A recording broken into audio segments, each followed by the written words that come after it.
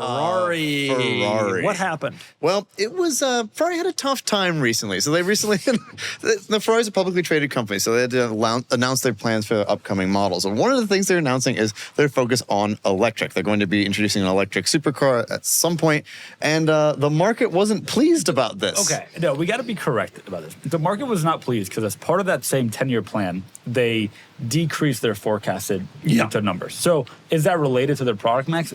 Surely in some way, but it is not that investors said, oh, we hate that they're releasing an electric vehicle. It's Ferrari said they're not going to grow as quickly as they've been growing.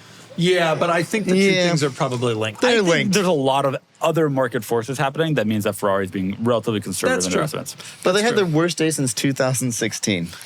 Tough. Yeah, but okay. Great. It was inevitably going to happen, right? Yeah, the market does not like when any company announces guidance or earnings that are lower than previous forecasts. Yeah. Ferrari has always had this incredible profit margin and this incredible growth that everybody's been obsessed with. Ferrari is trying to temper some expectations, probably in part because of some of their electric strategy that isn't really going to continue like it maybe was given the current situation. Yes.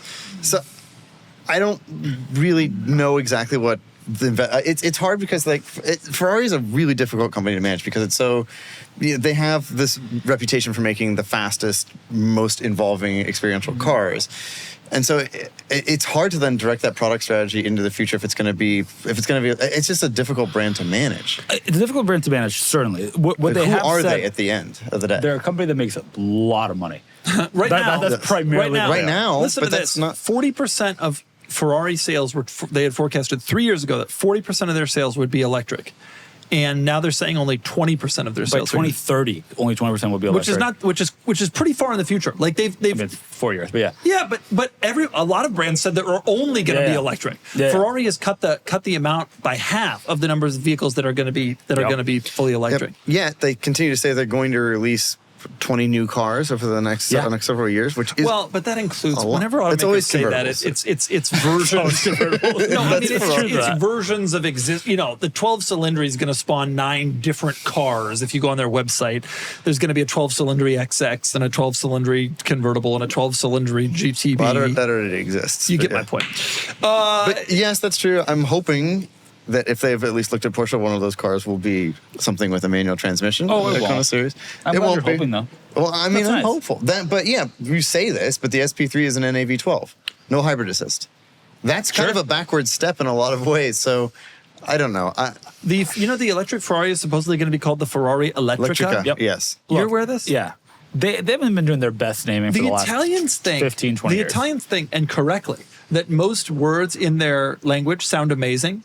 So like quattro porte, like it just means 4-door. But they can't always get away with it. Right, they should call the next one the Ferrari Filippo. You know what they ought to do? Sure. They ought to base their naming decisions on how the word sounds in English. Elettrica, no.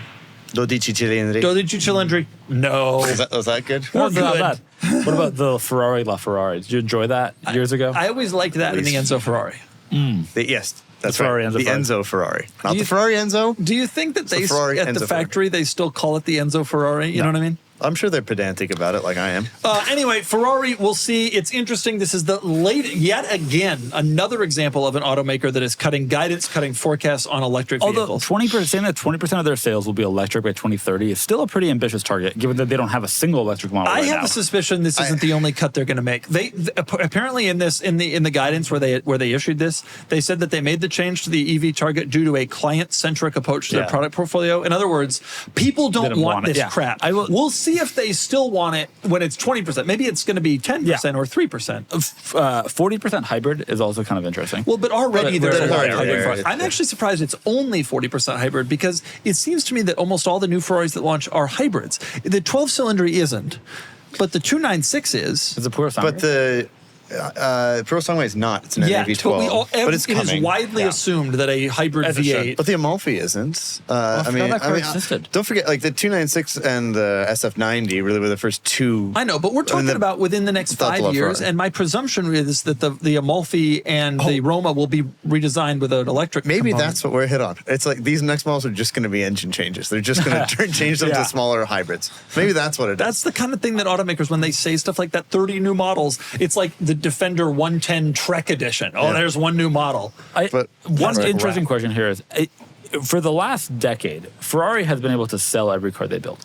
So they, more or less. Until the SF90. They're still able to sell them, to be clear. Not really. Really. There are a lot that were sitting at dealers. They didn't cut production as a result of demand. They produce the cars they want to sell. So they have more control than most other automakers on what their actual product mix is, because they do have people that will buy whatever car they build. And so maybe we'll see 40-40-20. 40% ICE, 40%. Maybe. But the SF90, though, the reason that we highlight SF90 is because it shows they don't have perfect control. It's not like the Birkins. They can't just, whatever they make is sold. Right. There's the buyers turn out to be maybe a little more discerning than Ferrari had hoped. And I have a suspicion that the reason you see such a huge decline here is because the market has been riding the wave of them being able to do whatever they want. And if there's even a little bit of chink in the armor, that scares investors.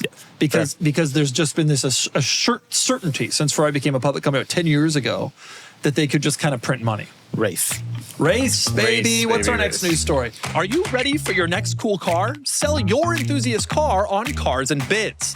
Trading in your car to dealers means you aren't getting market value for your car, leaving you with less cash for your next fun car. Just look at our recent sales of these cool cars compared to current trade-in value. This is a trade-in offer, and this was the Cars and Bids result. This is a trade-in offer, and this was the Cars and Bids result. This is the trade-in offer, and this is the Cars and Bids result. Get started now on carsandbids.com. Sell on Cars and Bids and join the best community to sell your enthusiast car.